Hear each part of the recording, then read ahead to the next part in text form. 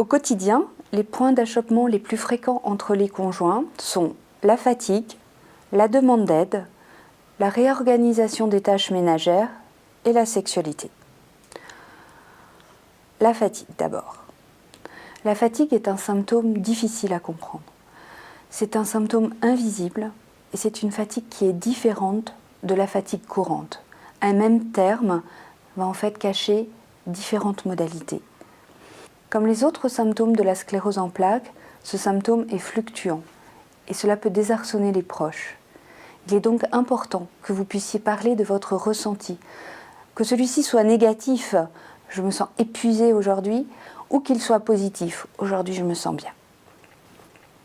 L'aide. L'aide ne peut être aisément demandée que si l'on est vraiment prêt à la recevoir et à l'accepter. Le problème est que le conjoint ne sait pas toujours spontanément comment la proposer et il s'agit alors pour vous de l'orienter, de le guider dans son nouveau rôle qui est un rôle d'aidant.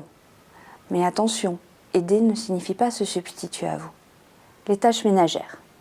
Voir son conjoint assumer de nouvelles tâches ménagères et prendre plus de place dans la dynamique familiale peut susciter un sentiment de culpabilité ou à l'inverse du ressentiment.